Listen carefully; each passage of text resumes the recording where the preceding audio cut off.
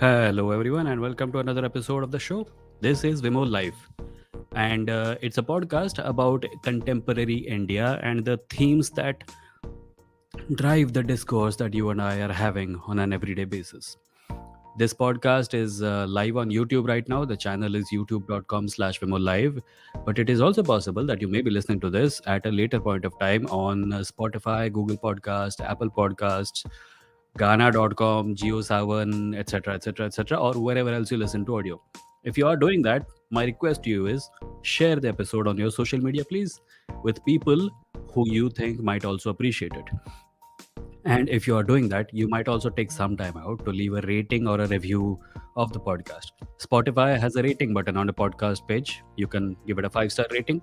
Apple Podcast has a rating and a review system. Most podcast apps have a review system. So if you want, you can leave a review of the podcast, and that will also help. Sorry, throat as usual is not cooperating. But what I wanted to talk about today had to do with freedom of expression and why the idea of what traditional ideas are usually at odds with the idea of freedom of expression. And I think we talk a lot about how freedom of expression has been violated, but we don't often talk about why is it that freedom of expression is being violated. We don't talk often about the reasons behind the past always being at odds with the future. The future is a vast thing. It is combined, it is made up of all the possibilities that may one day visit us. And the past is also quite vast. It is the combined might of all that has happened to the human race till now. The present, by comparison, is a tiny little thing. It is this moment in time.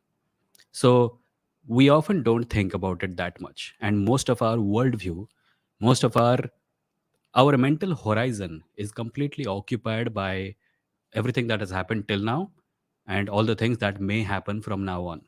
So we don't often think about the present. But the present, despite that, remains the battlefield on which the past fights the future. Freedom of expression is one such fight. I don't know if my metaphor got if my metaphor kind of got away from me, but I don't know what to call it. I don't want to call freedom of expression a weapon. I don't want to call it a battlefield. Let's just call it a battle, or rather, the sound of clanging swords when the soldiers of the past meet the soldiers of the future. Think about why freedom of expression is frowned upon by those who represent the past, and think about why the future will suffer if freedom of expression is not given value. The reason the past does not think of freedom of expression as a good thing is because the past in our minds is a static thing. We talked yesterday about how we think of culture as a static object. We talked about how we think that culture is a thing that can be destroyed, when in reality, culture is an ever evolving thing. It constantly changes. The culture of India today is not Hindu, is not Muslim, is not Christian. It's a confluence of a lot of influences, and those influences have even been British and Mughal, and all the influences coming from all the Hindu kings. It's a mix. So whenever someone says that culture is a thing that is being destroyed, they're usually saying it because they want to equate culture with what they like, their personal past. This is why Hindus will often try to equate Indian culture with Hindu culture. This is why some other people might want to describe the past of their area as the past of their religion. This happens all over the place, all over the world, and all the time. Think about who needs freedom of expression, and think about those who don't need freedom of expression. We have all grown up in Indian middle class families, more or less, I suppose, and we have all heard uncles, aunties, sometimes even teachers say something like, and let me know in the chat if you have heard this from someone. Have you heard people say, freedom of expression bahut zyada ho gaya hai. There is too much freedom of expression. There is no need of freedom of expression, or that particular flavor of it where people say, Freedom of expression does not mean insulting religion, or freedom of expression does not mean saying offensive things. Think about these things. Think about why people say this. Because let us face it, freedom of expression is a necessity for those who have something to express.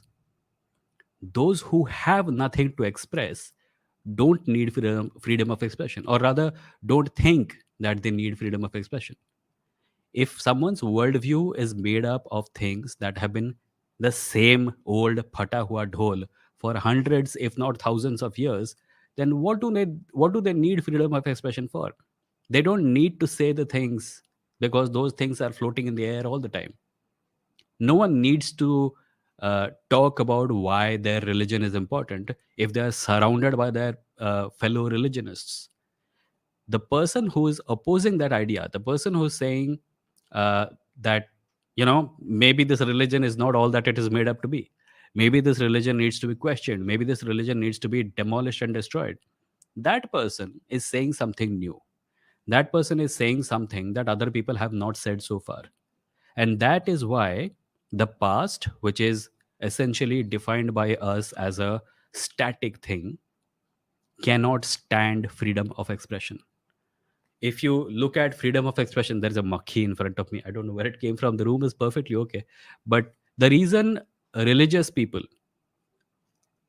can't stand freedom of expression is because religion is an old and outdated idea, and it getting questioned will destroy it. Now, I want to make something else clear. I talk about power structures all the time, and this situation is no different. Here, we are talking about the power that is exerted by the past, because the past does exert a lot of power. All Almost all aspects of our life are in some way linked to the past, because you know time is a thing that exists. Things came from the past. Almost everything came from the past. Things don't come from the future. Things go to the future. So everything tangible around you is a product of the past. Now, uh, when a religion is powerful in a certain geopolitical scenario, a religion is powerful. It is powerful because it has existed in that situation for a long time. So, in a way, the reason it is powerful can also be traced back through time into the past. And then the rest of the stuff applies. But this was just my primary introduction to the topic. The basics is, we, by the way, we also did an episode some time ago about how uh, our lack of attention to arts subjects, the humanities, is causing our society to become more bigoted. And that kind of applies here also, because art students are pretty much the ones whose work, like literally their work, involves freedom of expression. Their work cannot happen without the freedom of expression. They need to, they need freedom of expression to draw, to write, to sing, to compose songs, to make music, to paint, to make cartoons, to uh, give speeches. The work of the art student, or rather the work of the artist, depends in a very fundamental way on freedom of expression. The reason our society has a problem with freedom of expression is the same reason it has a problem with, अरे ये artist लोग tradition को respect नहीं करते.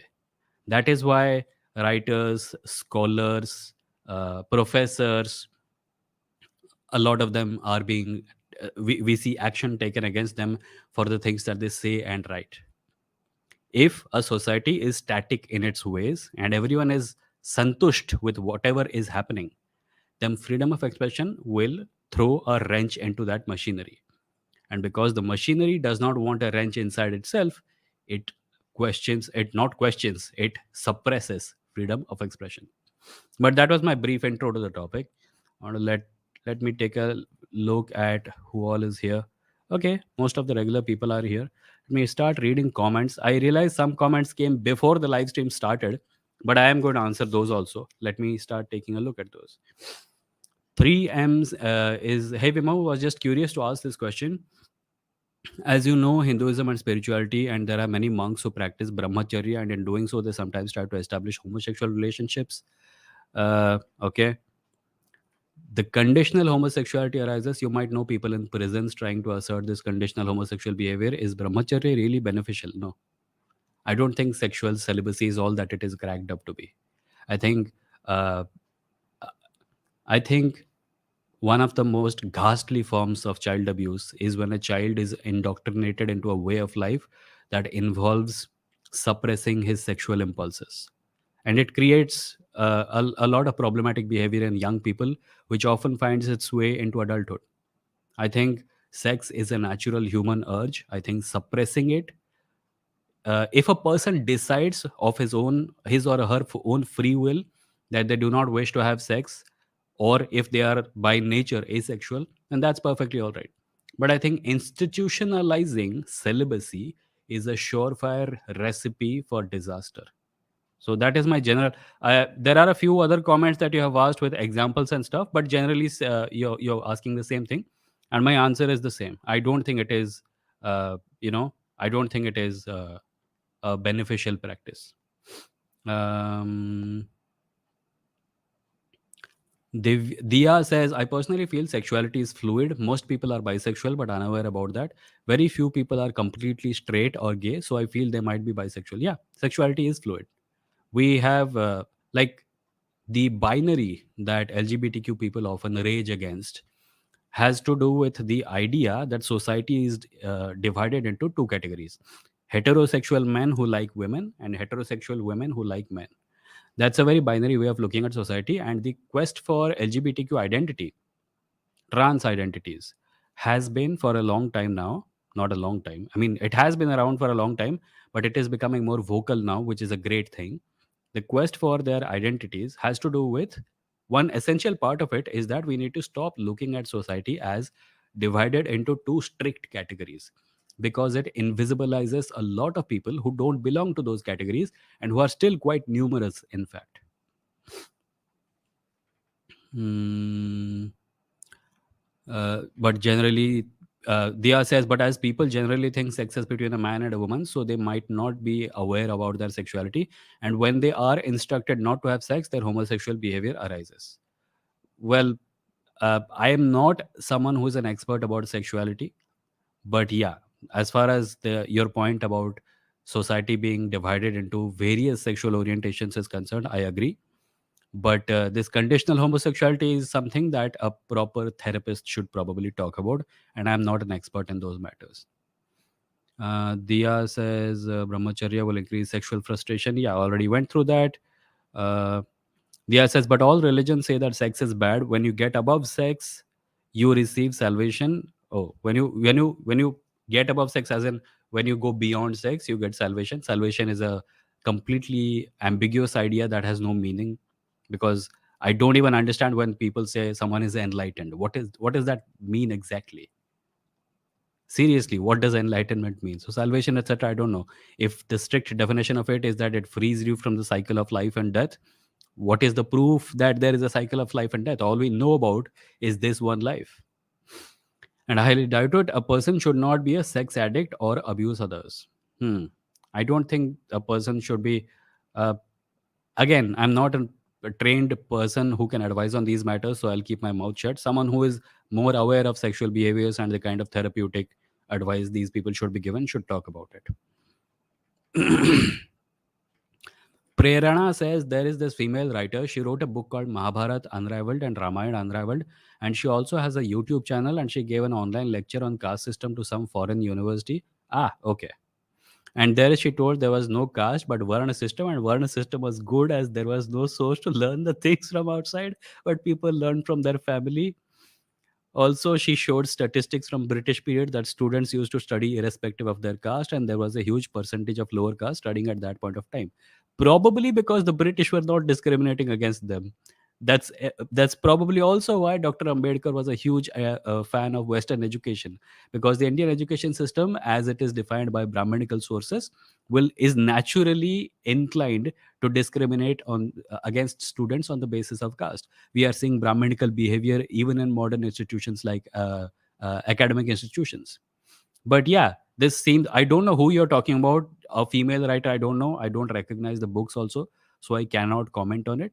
But if she has indeed told Westerners that caste system was not there in ancient times, then she was clearly Totaram. She was being a Totaram about the usual upper caste family talk about caste. नहीं, caste vast कुछ नहीं होता, बहुत पहले होता था, और बहुत पहले भी जो होता था वो असल में होता नहीं था. Anything they will say to deny that it exists. And in any case, my focus is on India of today, and it is visible to see that caste discrimination exists.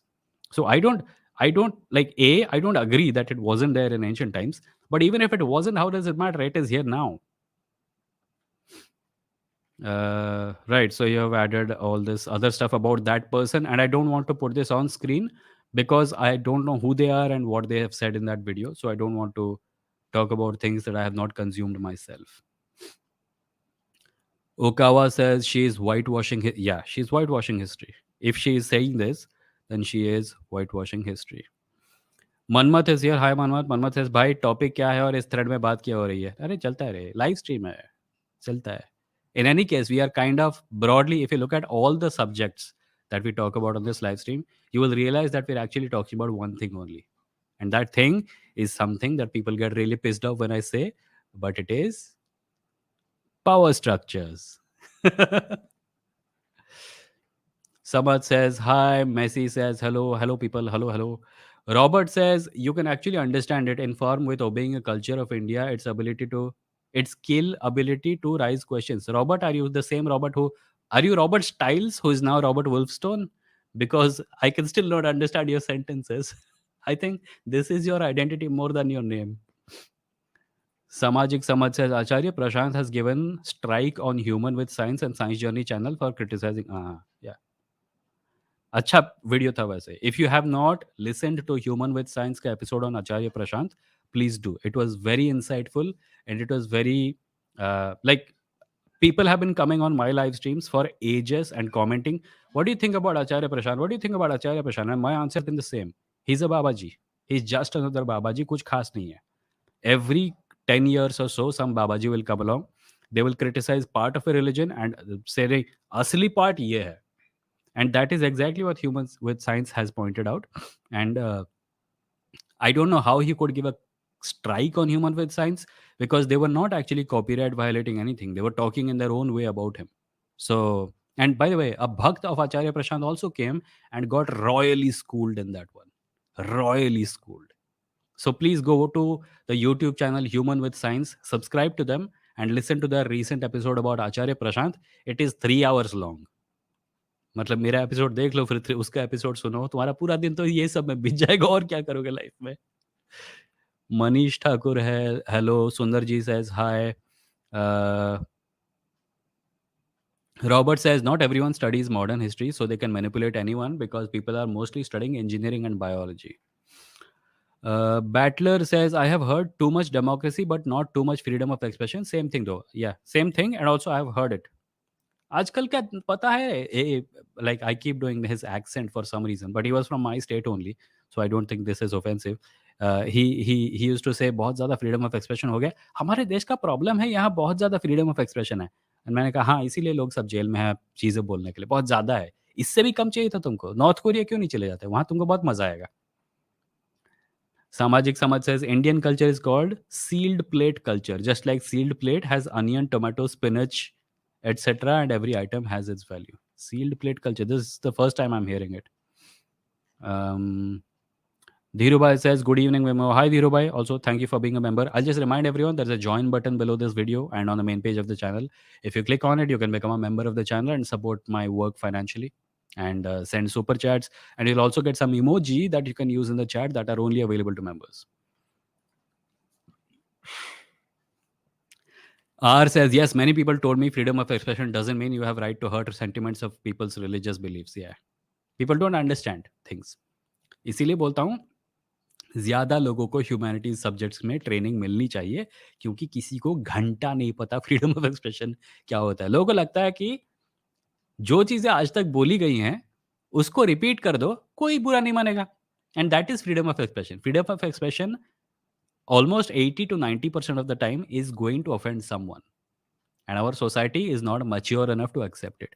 It is an infantile society which is being maintained as an infantile society where the powerful people uh, cater to our insecurities more than our dreams.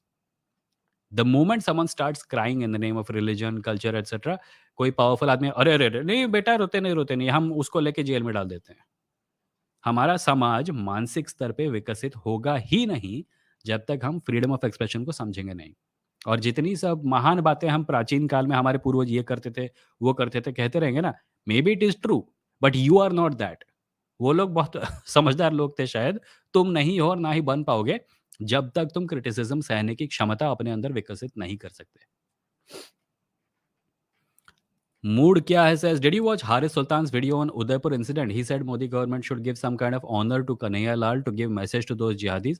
I was really hoping atheists from India could. अरे cut गया तुम्हारा comment. But no, I have not seen his episode. I do think that the killing of Kanhaiya Lal was extremely wrong, and the people who murdered him should definitely be tried for murder and then punished. I don't know what he said about giving an honor to Kanhaiya Lal, because so here's the thing, there are some things which are going to be apparent to Indians, and there are some things which are not going to be apparent to people who don't exist within the Indian power structure. I think Haris does great work, but this might just be his opinion, and I personally don't agree with it. Kawan says, I've heard some of my relatives say that stand-up comedians are ruining the youth. Oh yeah, because those relatives are totally not ruining the youth by denying all sorts of institutionalized violence that happen to children in Indian families.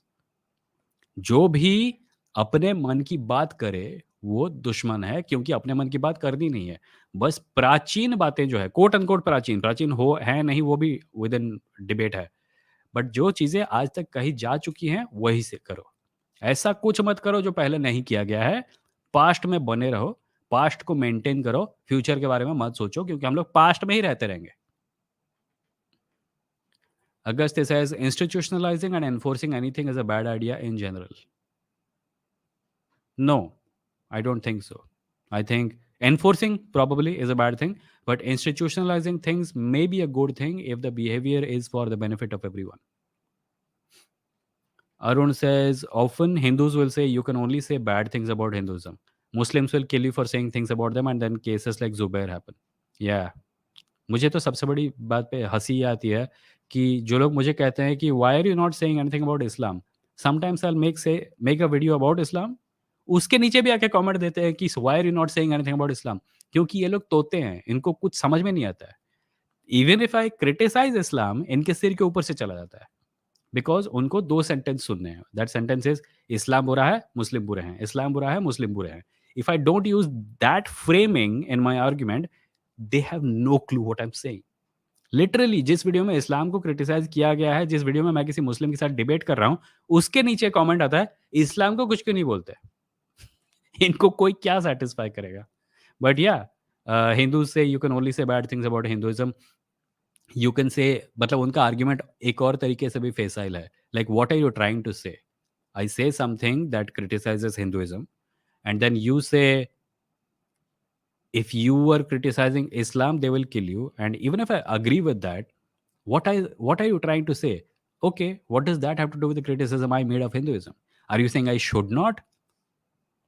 Because if you agree that the criticism is valid, then why are you saying that that criticism should not be made? I'll tell you why. You're saying it because you are someone who gets satisfied very easily. You don't want the problems in your religion to be changed, to be fixed, or your culture to change, as long as someone else is worse than you. तुम्हारे घर में पाइपों से पानी बह रहा है, फर्श टूटा हुआ है, छत में छेद है, पर पड़ोसी के घर के छत में 2 छेद हैं, सो यू आर हैप्पी। सो जब मैं कहता हूँ कि हमारी छत में छेद है, इसको भरना चाहिए, रिपेयर करना चाहिए, तुम कहते हो कि अच्छा, जाके उसके घर में देख कितना बुरा है। अरे भैया, उसका घर हो सकता है ज़्यादा बुरा है, पर हमारा घर में भी, मतलब हमारे घर में भी छत में एक छेद है और 50 प्रॉब्लम्स हैं। जब मैं प्रॉब्लम्स पॉइंट आउट करता हूँ, तो तुम प्रॉब्लम्स के बारे में बात करने की जगह किसी और के घर की ओर पॉइंट क्यों कर रहे हो? इसका कारण सिर्फ़ वही है, एक ही है, तुम्हें मेहनत नहीं करनी है छत को रिपेयर करने के लिए, तुम्हें सोना है। तुमने अपने सोने को घर भक्ति का नाम दे दिया है, दैट्स ऑल। जो लोग प्रॉब्लम सॉल्व करना चाहते हैं, वो असल में ज़्यादा डिवोटेड हैं देश के प्रति या कल्चर के प्रति। तुम नहीं हो, तुम आलसी हो, तुम उल्लू के पट्टे और निकम्मे हो, तुम्हें अपने प्रॉब्लम सॉल्व करने में मेहनत कर जो लगनी है, वो नहीं करनी है। That is why you keep telling people to उनको देखो, उनको ऐसे तो कुछ भी नहीं होगा और तुमसे तो बिल्कुल नहीं होगा। देश का जो होगा, होगा, शायद भविष्य बदल जाएगा, शायद सुधर जाएगा, शायद हम विश्वगुरु भी बन जाएँगे, पर तुम्हारी वजह से नहीं होगा, तुमसे ना हो पाएगा। R says Buddha got enlightenment, but he don't even invented a needle. Nobody invented a needle. Only scientists did. Religious people invented ways of life, and ways of life is such an ambiguous term to define things that we don't even know what people mean when they say it. Kaushal says, can you explain what violation of free speech actually is? Government suppressing a student, deplorable you is not? No, it is not. Violation of free speech, the students are not in a position to prevent me from speaking my mind. If I get invited to a university and then I'm deplatformed because the students opposed it, it is perhaps wrong, perhaps it is right. If I'm an asshole, it is right. If I'm not an asshole, it is wrong. But I still can say those things somewhere else, right? The government coming after someone because they said something that the government does not like is preventing people from speaking. The students are simply preventing you from having reach. The government is preventing you from having speech. Freedom of speech and freedom of reach are two different things. मेरे Instagram profile पे लोग आते हैं कि you have blocked me, you are violating my freedom of speech, और मैं बोलता हूँ नहीं, बिल्कुल नहीं। अपने प्रोफाइल पे जा, लंबे लंबे पोस्ट लिख मेरे बारे में, मुझे नहीं देखना है। I am not preventing you from saying the thing. I am simply preventing you from saying it in my comment thread, and my comment thread is under my control. And you will not use it as your platform. I'll be damned if I allow my platform to turn into every other goddamn dirty place on the internet where कोई भी आके कुछ भी hateful चिपका डालता है। मैं नहीं होने दूँगा। मेरे घर में तो कम से कम नहीं होगा। अपने घर में जो करना है करो, अपने 14 फॉलोअर्स के लिए। मेरा प्लेटफ़ॉर्म मैं यूज़ करता हूँ उन मैसेजेस को प्रोपेगेट करने के लिए जो मुझे लगता है कि स्प्रेड होने चाहिए। अगर ये जगह भी तुम जैसे उल्लू के पट्ठों को मैं देने लगा, तब तो हो चुका। Hmm. Battler says the human with science episode was 6 hours though. Yeah. मुझे एक बार इनवाइट किया था ह्यूमन विद साइंस ने, मैं गया था, पर मेरी पीठ ने जवाब दे दिया। मैं बोला तुम लोग 6-7 घंटे तक का लाइव स्ट्रीम कैसे करते हो? मैं 1 घंटे में बैंड बज जाता है मेरा। बहुत मुश्किल से 2 घंटे कभी-कभी कर पाता हूँ। Agastya says Pranav ran into some copyright strike stuff with Ravi Shankar Guru. He even made a video about. Yeah, yeah. So copyright system on YouTube is misused by a lot of people. This is why I don't make videos using other people's content. Whenever I have to criticize someone, I criticize them in my own words without using their video, audio, or footage. Arun says, my question to Sanghis, if your point is that caste was different back then, you agree that caste is harmful today? What problem do you have with annihilating? That's an excellent point. That's an excellent point. You should use it more often. We should all use it more often. Mukesh says banning abortion is the perfect example of banning free speech. What? No, this is a bad healthcare decision. Nobody is being prevented from opposing the Supreme Court decision either. There are marches happening in America, women's marches, which are saying that you will not control my body. That's not really it's a terrible thing, obviously, but it is not the same as banning free speech. Agastya says in India, censorship is the rule, freedom of speech is the exception. Unfortunately, that would seem to be the case. Sridhar says, I know a friend who is doing UPSC preparation and is from arts field, justifying caste system on the basis of Gita. Even we both came from Shudra community. Yeah, as I said, it's a system of distributed hierarchical discrimination. The behaviors that are described as casteism are coming from Brahmanical thought. And unfortunately, Brahmanical thought has also been absorbed by many people from marginalized communities. Dear XYZ says, a silly question. I have observed that generally Yadav and Julaha Muslim are found in some village, but this is not true for other castes. Is there some historical connection? I wouldn't know, man. You should ask someone who's a historian. I don't have much expertise on the matter. Manmad says, my unpopular view, science journey is conceptually right but lacks craft. Not well versed. By the way, his debate about Prashant Baba was good. Okay. I haven't seen Science Journey's Prashant Baba video. Tejashwi says, "Hi bro, take care of your health. You should live long." Thank you, Tejaswi. थोड़ा खांसी रहता है और क्या. Anjali says, "Banning abortion is the best example. Banning freedom of speech." Anjali, this is the exact same comment given by someone else called Mukesh. No, banning abortion is not an example of banning freedom of speech. Banning abortion is a terrible, horrible, no good thing, but it is not the same as banning freedom of speech. Skipping a few comments. Uh, Vikram says, joining late, battery low, don't know how long I can last. Oh, it's okay, Scotty. Give me all you've got. Battler says, how can you say our society is not mature? We had science even better than the West of today when they were shitting in bushes. Please read real history, not Marxist history.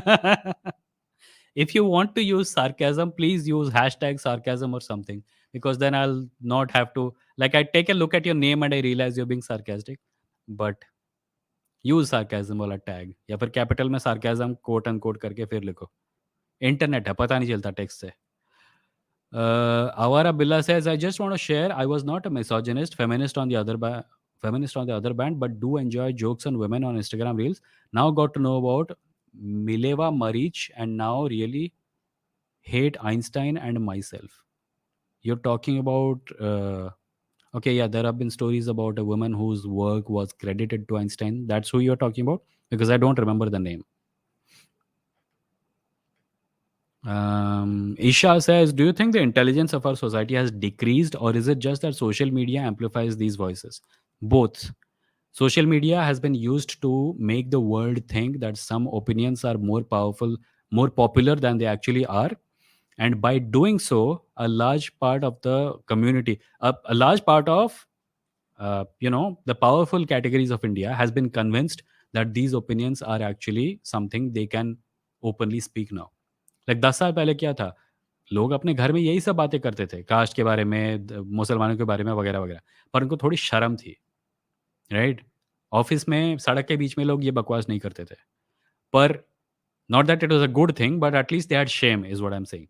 But now, because they see these views being spoken by ministers, by popular people, by actors, by bureaucrats, by judges, they are all thinking, हाँ तो मैं भी बोल सकता हूँ अब. And they do. And every time someone says something, it resonates with another bigot who was also not speaking up. And he's like, हाँ दियो ये सब बोल सकते हैं तो मैं भी बोल सकता हूँ. So it amplifies exponentially in this manner. Sumana says it is not nice to make fun of people who are down the pyramid. Wait, who did I make fun of? कहाँ गया? Agastya says, thank you. I will never make fun of Egyptians from now on. Wait, Agastya ने क्या कहा था? I don't know. Did I say something? That's what I'm wondering. Shiva Shankar says, hi Bemo, should every psychologist be an atheist? I went to a therapist. I said I'm an atheist. Then she started preaching me that satellite freezes when it meets certain temples while orbiting.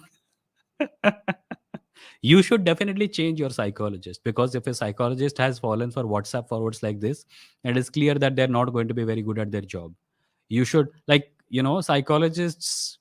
Uh, I, I know of someone who was going to therapy, and they said that sometimes you don't find the psychologist or psychiatrist who fits you until you have tried at least 3 or 4.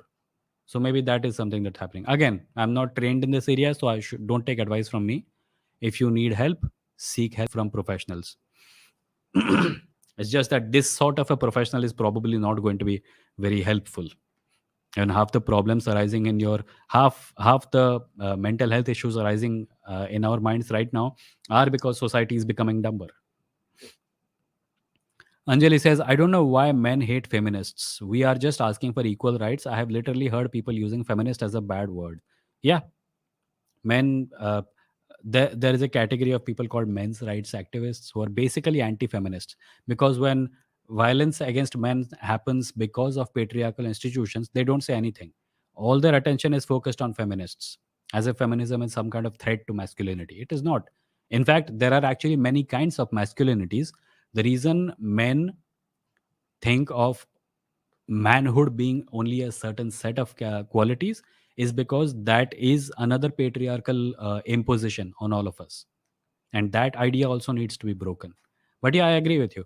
A lot of men hate feminists because uh, in popular culture there is this stereotype of a screeching feminist, which often gets applied to everyone who identifies as a feminist.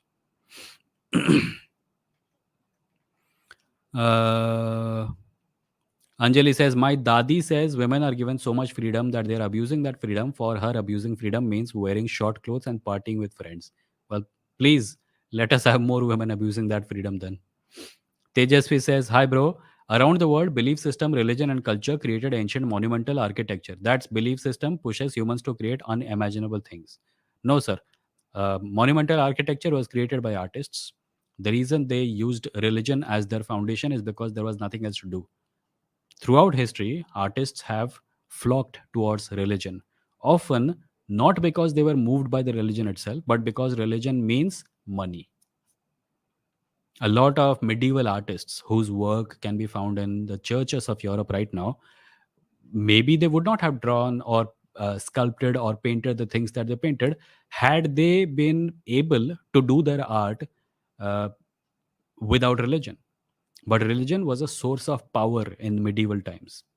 Religion was a source of money, power, influence, and resources in medieval times. So, a lot of architecture that we look at right now was not inspired by religion. Art exists on its own. But in order to do art, you need certain resources, and those resources were made available only through religion. Priests were close to the ruling classes. The ruling classes were sort of superstitious.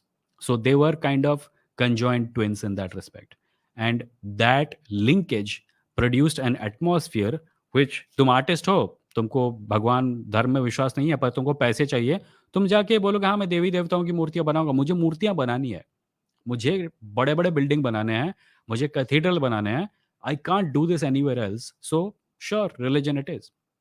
Religion did not inspire people to do great things. In fact, it may have inspired some people to do great things, but it has inspired a lot of people to do a lot of terrible things also. In fact, there are more terrible things than there are good things. It has stunted our growth as a species.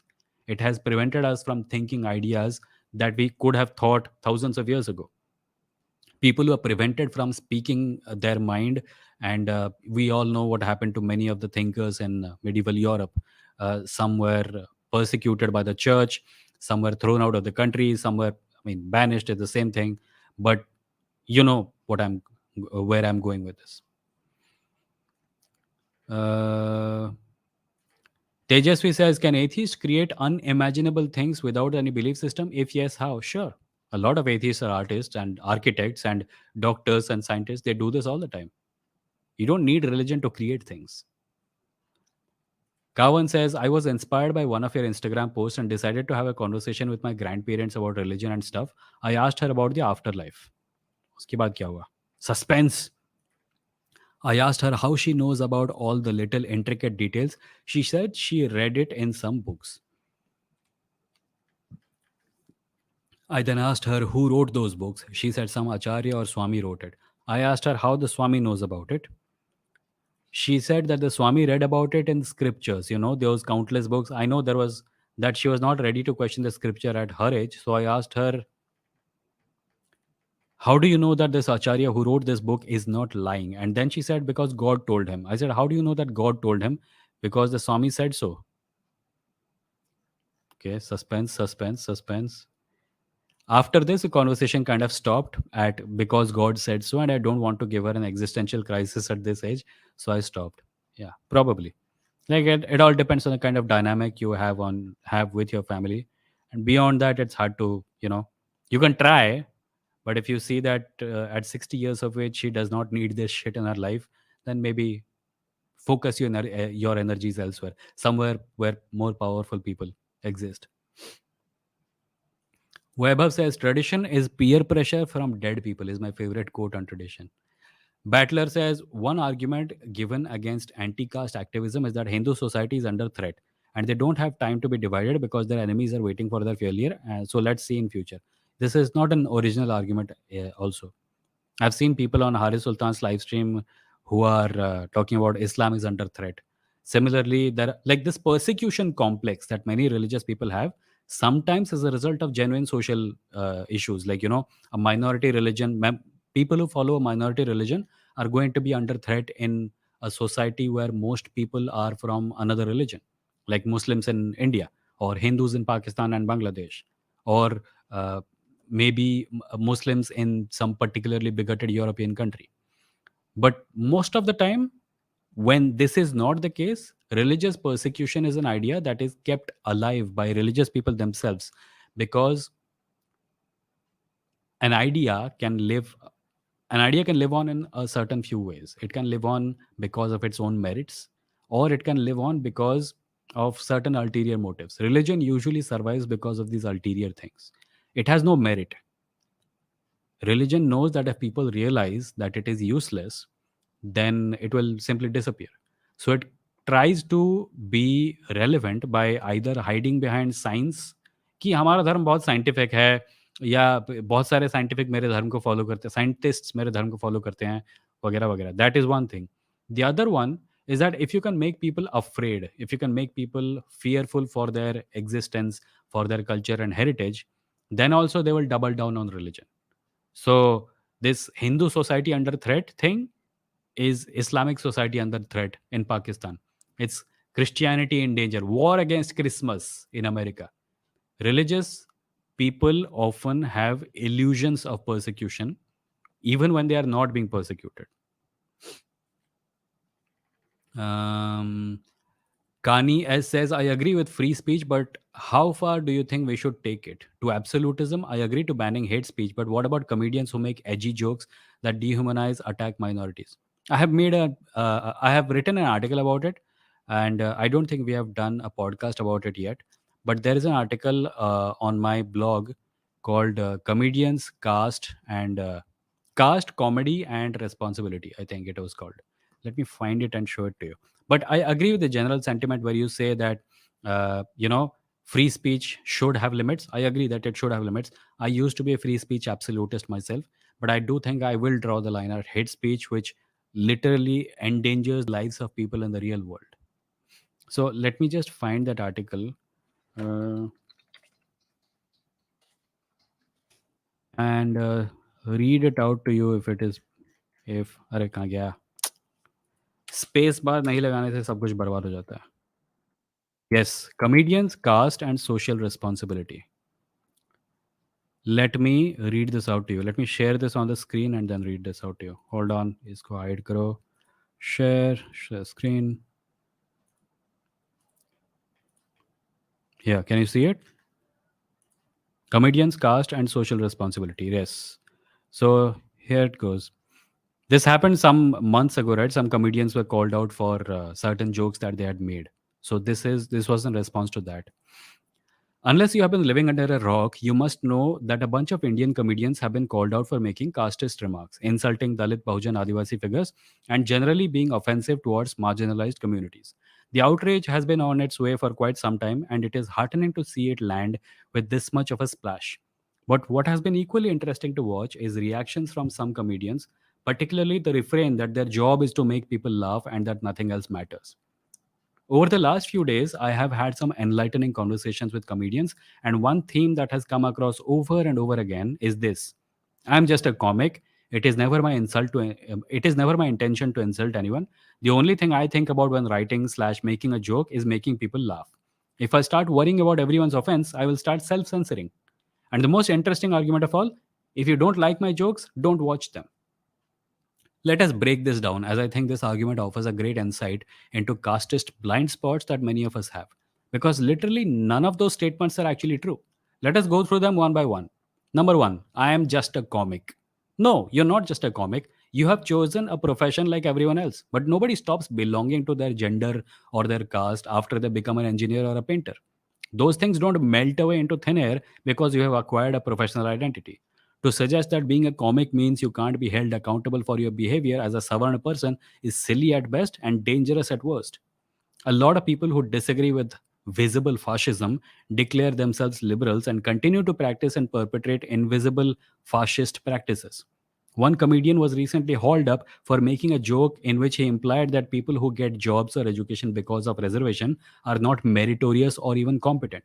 Can you imagine what will happen to a white comedian if they made jokes implying black people didn't deserve things because they were recipients of affirmative action? In India, on the other hand, taking a dump on people who have been marginalized for centuries and are protected by law, at least on paper, is justified in the name of free expression by comedians from privileged backgrounds. Your position in the power structure of your society does not change simply because you declare it to be so. As a comedian, you still enjoy all the privileges that your caste bestows on you. There is no reason you should not be named as someone who belongs to your caste. Comedians, as a class of people, are not removed from the context of everyday existence. They too are people and subject to all the positives and negative aspects of being someone who exists on the spectrum of power. Argument number two. This is also something comedians say. It is never my intention to hurt anyone. This too is false because it is your intention to get laughs at someone's expense. And by the way, there isn't anything wrong with that. The history of comedy and indeed all art is full of projects which were designed to offend. There is nothing wrong with offending people as long as there is a need to call out their power and privilege. And as a comedian, you do offend. You make memes laughing at powerful people all the time. Don't deny it because you shouldn't. It's okay to offend those who need to be offended so that they may snap out of their privileged stupors and understand their place in the cultural order of things. But things change when you make fun of the poor and the marginalized. Now, instead of speaking truth to power, you are joining the powerful classes and aiding their oppression of those whose oppression has been a festering wound in our civilizational body for millennia. Accept that what you do necessitates giving offense. Your words are weapons, point them in the right direction. To not do so is akin to being a drunk with a machine gun who refuses to take responsibility for his actions. Third argument. The only thing I think about when writing or making a joke is making people laugh. No, I'm sorry, but that too is false. No mind works like that. No human being has motivations as simple as that. As a comedian, you are someone who's writing and telling jokes. But as a human being, you're doing much more every time you write or tell a joke. You are drawing from your own life experience. You are making judgments about what is funny and what is not. And most importantly, you're doing your best to determine what your audience will find funny. You're essentially writing jokes for people who are like you. You don't always succeed, of course. Some jokes don't land. Some jokes make people angry. Some jokes are just plain incomprehensible. It is life as a creative. But you can't remain blind to the fact that the jokes you heard growing up in an upper caste, middle class family have affected your ideas about what is funny and what is not. You have heard jokes about the lack of merit in people who find employment because of reservation. You have heard jokes about those who do your laundry, dishes, and about how little money your family pays them is too much. You have heard jokes about how drivers and domestic helps are a pain in the ass. All these things have made you who you are. All these things run in the back of your mind when you try to determine what will be funny and what will not be. The jokes you decide to tell are not simply a result of you wanting to make people laugh, they are also a result of your ideas about what is funny and what is not. So it is disingenuous to claim that your status, your upbringing, your privileged life plays no part in determining the content you perform and publish. Next argument. If I start worrying about everyone's offense, I will start self censoring. Let me tell you a story about a story that you have probably heard of. Fantasy author Neil Gaiman wrote a graphic novel series called Sandman. Among the many stories in the Sandman series, Gaiman wrote one about the dreams of an unborn baby. In it, the reader sees through the eyes of an unborn child all the dreams it has about what it may one day become. But none of that comes to pass because the child is aborted. However, you will not find this story in any of the Sandman comic books. This is because Gaiman scrapped it. And the reason he scrapped it was because he didn't want the story to be used as anti abortion propaganda. He didn't want a 15-year-old girl somewhere in America to be shown this emotional story and be guilted into keeping a baby that she was not ready for. Was Gaiman engaging in self censorship? There is a difference between self censorship out of fear from the powerful and not telling a story because you care about what its consequences might be for those without power. The former is fear, the latter is morally virtuous. The former is an exercise of caution, the latter is an exercise of responsibility. They are not the same. Besides, this self censoring is something you actually already do. You try to avoid telling sexist jokes, right? You try to not make fun of people with disabilities, right? These things are clear no go areas for most, but not all, comedians. The blind spot regarding caste and the reservation jokes only exists because of one reason. you do not think it is important. You don't want to put these jokes in the same no go folder as sexist and ableist jokes because your own caste privilege has so far allowed you to get away with these jokes, and because you think it will take too much time and effort to learn about the dynamics of caste. I have heard the "I can't read so many books now" refrain from at least one comic. It's lazy, yes, but it is also a refusal to acknowledge the casteism in comedy. It is also a refusal to acknowledge that casteism in comedy is a matter of importance. And since many comedians criticize right wing politics and call themselves liberal because of that, let me make one last analogy to hammer home the point. Saying that you are not responsible for the consequences of your jokes is a lot like a certain Sanghi news anchor saying that he's not responsible for the consequences of the hate he peddles every night from the TV studio. I repeat, words are weapons. They can cause people to die. There is an epidemic of suicides among the young of the Dalit Bahujan Adivasi community that is fueled by jokes about reservation. The last argument, I think this is the last one. Yes. If you don't like my jokes, don't watch them. First of all, how is one supposed to know whether they like your jokes if they don't watch them? Second, the brunt of the suffering caused by reservation jokes is not because of a direct hearing of the jokes. It is because of the kind of culture they allow and encourage. Your joke didn't only offend an individual, it also emboldened a whole lot of people in the casteist crowd. It gave them something to bully with, something to dehumanize with, something that they might use to high five each other with. So rest assured, even if those offended by your casteist jokes don't hear you live in a studio filled with people like you, the joke will find them somewhere out there and it will probably kill them. Art devoid of social responsibility fails to be all that it can be. It is mediocre and dangerous. Words, all words are weapons. If someone is skilled enough to wield them, they should also be moral enough to wield them in service of the right causes. And in the end, there is a quote by Banksy: art should comfort the disturbed and disturb the comfortable. So, yeah, that was my long winded answer to a very short question from someone. But I think I had to read this out because we do talk about this every day and it is important to. I had written this several months ago. And back then it was relevant because of a certain thing that had happened in the news.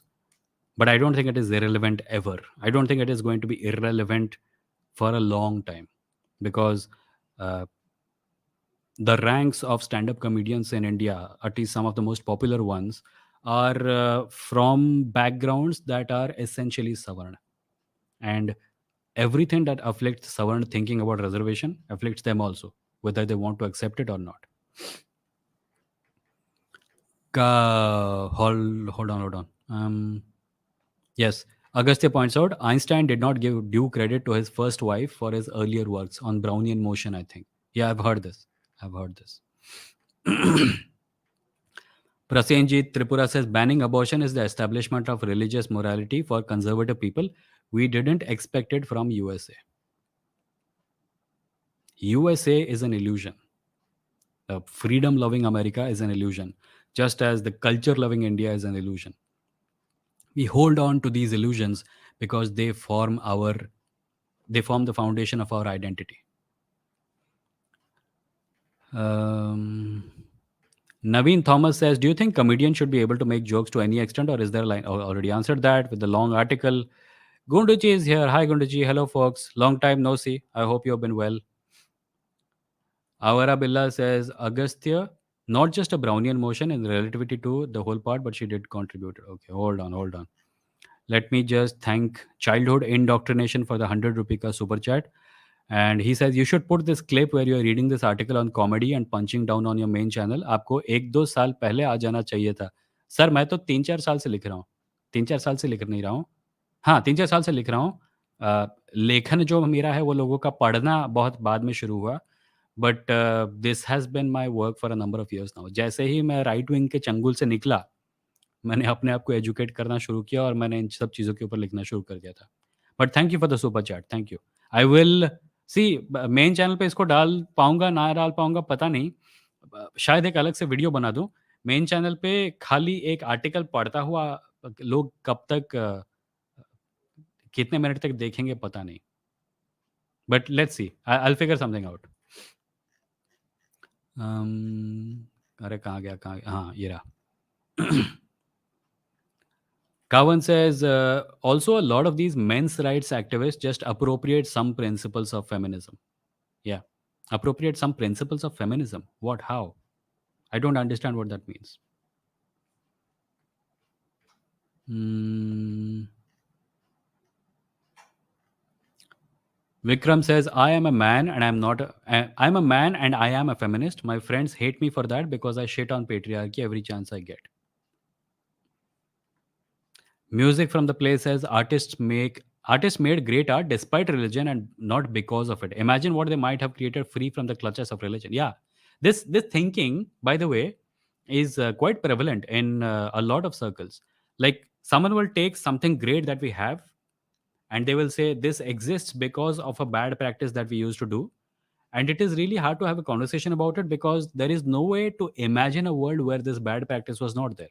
Religion, for example, patriarchy, for example, someone recently said patriarchy has given us so much, right? And I think I wrote something about that also, but I don't think it is on my blog.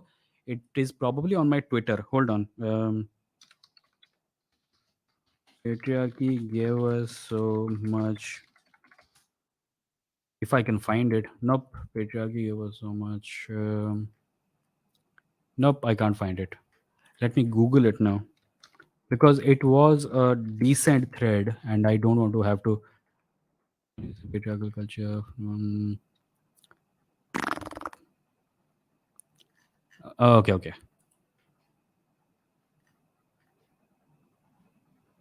Hmm. Yeah. So here's the thing. Here's the thread. I don't know if this is the exact same thread as the one I'm talking about, but it is something I wrote some time ago, and I think it does throw some light on this matter. So I will share that also. आज पढ़ने वाला दिन है, आज बस चीजें पढ़ी जाएंगी. Can you see it? Yeah. All right. So this is for all the nameless, faceless geniuses who respond to smash patriarchy with either LOL. Has there ever been a working matriarchy, or civilization is powered by patriarchy, or even LOL, evolution says patriarchy is best? Allow me to introduce you to logic. When you say patriarchal cultures are successful, you need to define what successful means.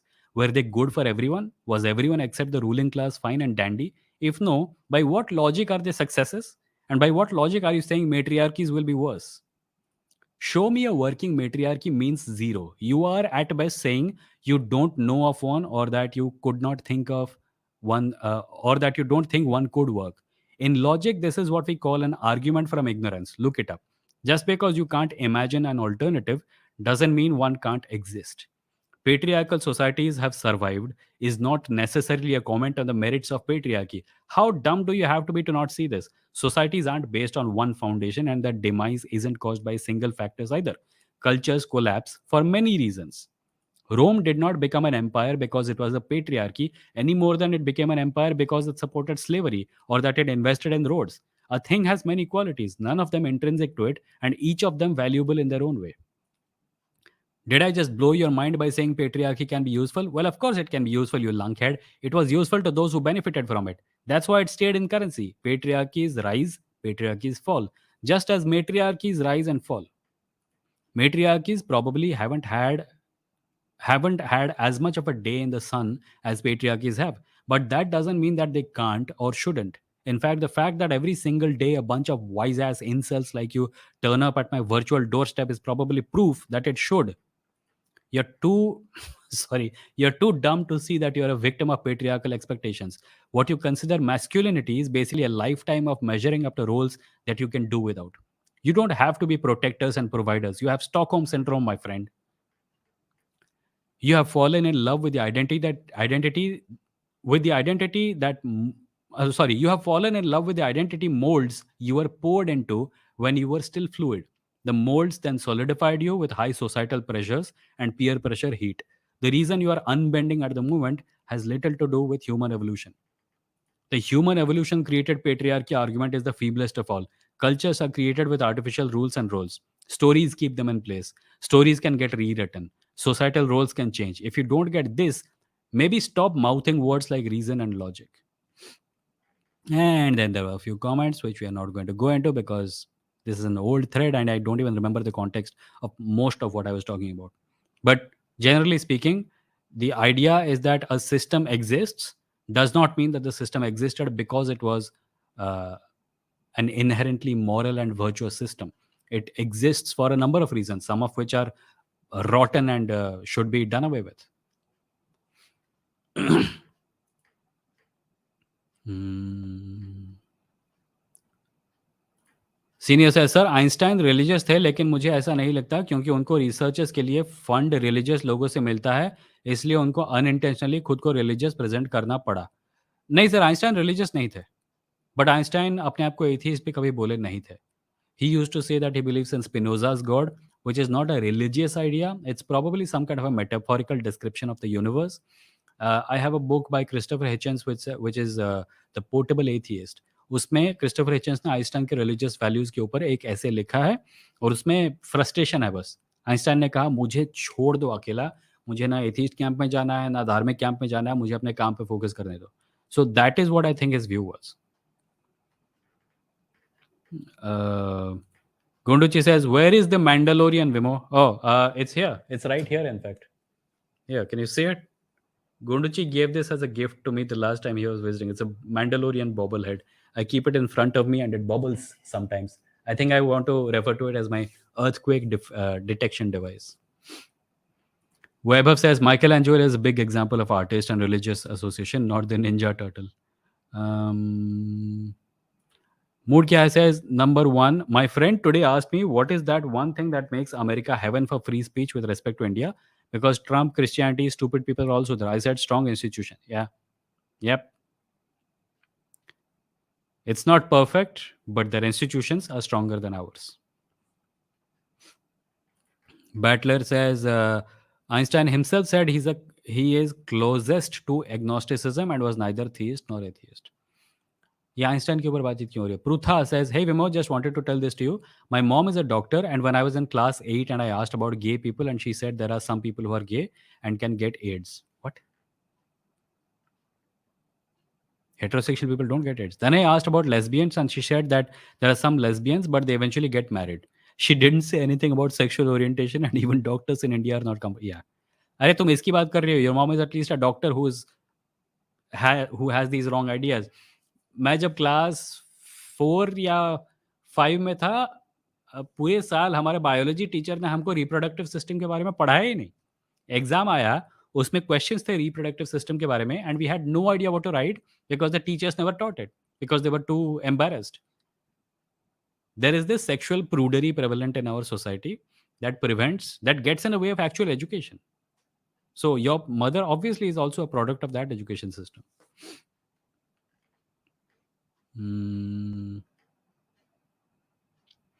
Kani says the same for Egyptian dictator currently trying to build a super city 12 kilometers away from Cairo and also a grand vista project by a certain prime minister.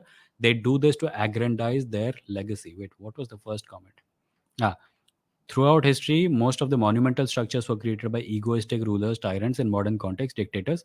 Hitler had a ground plan for massive structures. Yeah, they did. Battler says, I'm not talking about the argument being original, but it being widespread. It is well known that right wingers and religious people borrow from each other. I'm just responding to the query Arun raised to Sanghi. What? I don't know what that is a response to.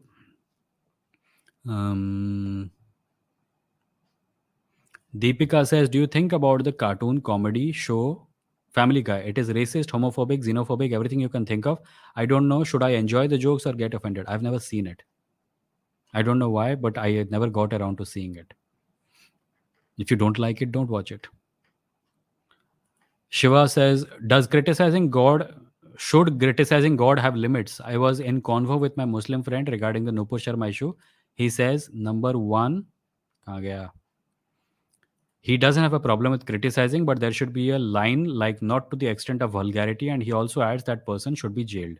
No, I don't think anybody should be jailed for speaking vulgar language.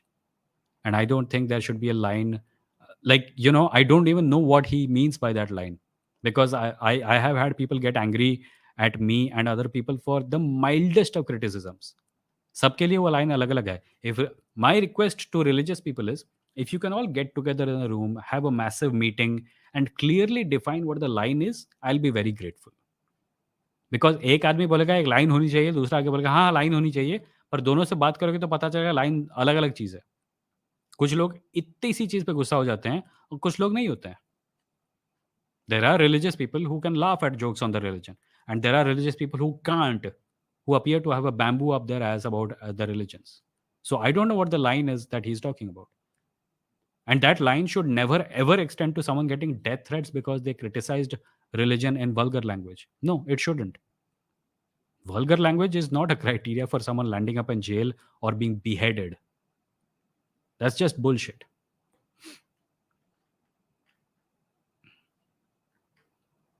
Um, Shubham says, in order to obliterate reservation, it is first indispensable to annihilate caste. All must need to fathom that caste resulted in reservation and not reservation exactly. ये बात अगर सवर्ण society की समझ में आ गई ना, तो आधे से ज़्यादा प्रॉब्लम्स खत्म हो जाएंगे. पर मुझे नहीं लगता उनकी समझ में नहीं आता है. मुझे लगता है कि बहुत से लोग तो एक्चुअली छुपाते हैं. Like they are deliberately confounding the matter by saying no, no, this is not the problem, that is the problem, because this is the problem and they know it, but they don't want to do anything about it. 1 घंटा 6 minute हो गया बच्चा लोग. Chinmay says, lot of people are atheists deep down, but are scared to admit this because of backlash from society. Parents and most of them follow religion because of FOMO and try to prove their superiority. Okay, that there's a little bit of a logical inconsistency in the statement, but yeah, FOMO and fear are not the same thing. Fear of missing out. What are they missing out? But yeah, I go. It's okay.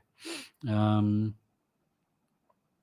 Augustus says, even in a king's court, the jester's job was to keep the king humble, not to be his yes man and mock the plebs. I think that's what some comedians don't realize these days. Yeah, comedy and all art, in fact, should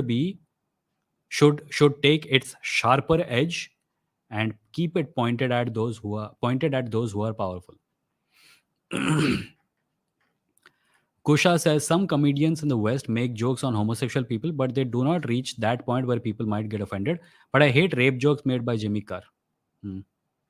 There are rape jokes made by many comedians who are actually quite well loved, and I don't want to take names right now, but yeah, uh, in some of the, like, I don't watch much comedy, but in the new crop of comedians, there are some very sensitive people who are actually doing a fantastic job of pointing the blade in the direction that it needs to be pointed in. Are, yeah. So there are a bunch of comments that I don't think I can get to. Let me just, before I get back to the comments, let me just remind people of my call to actions, which is that I'm an independent content creator, and this live stream, this podcast, this is my own work. I don't have people to help me with, and all my work is sponsored by people like you. So if you want to support me, you can click the join button below this video and become a member of this channel. And if you do, you'll get emojis that you can use in the chat, and your comments will get read first and responded first. So if you want to support this channel, you can click the join button and become a member. Alternatively, I have a Patreon page at patreon.com/vimo where you can make a monthly or an annual pledge. And if you do that, you'll be supporting my work. If you don't want to make a monthly or annual pledge, you can simply go to my blog, जहाँ से अभी वो article पढ़ा, and there is a support button there at vimo.stck.me. And if you click it, you will be able to make a one-time donation of an amount of your choice, and that will also go a long way in helping my work. If you want to listen to the audio episodes of this podcast, you can do so at www.vimo.in. The website of the podcast is there. All the episodes are on the website, and there are also links to audio apps where you can listen to the podcast. And if you want to download my science fiction and fantasy stories, you can do that at instamojo.com/vimo. There is a science fiction story called Darshan, set in India of 2050, where a Sangh is in power and India is no longer a democracy. There is a story called Aladdin and the Quantum Jinn, which is about multiple layers of reality. There is a story called The Rakshas Solution, which is about making choices and how good and evil are often defined by the choices we make.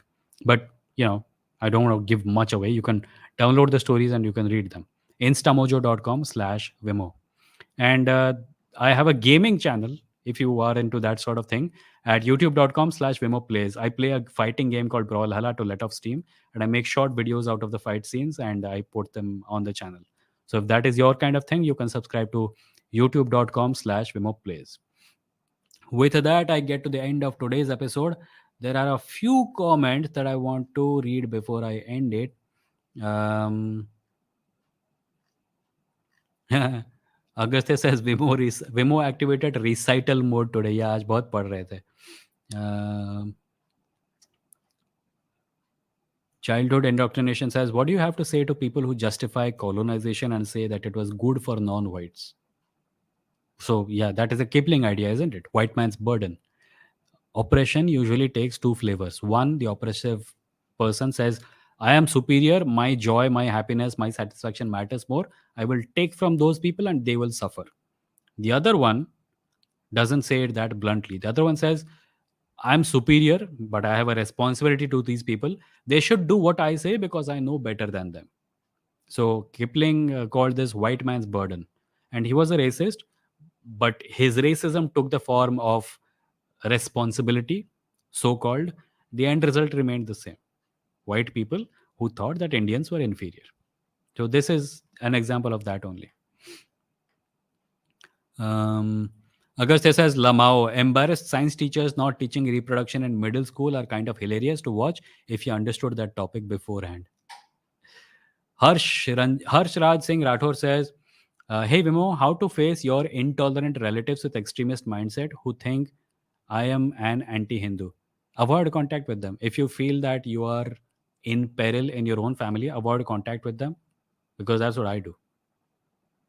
Fortunately, my closest members of family are not like that, but I do have members in my extended family who are deeply problematic, and I avoid contact with them.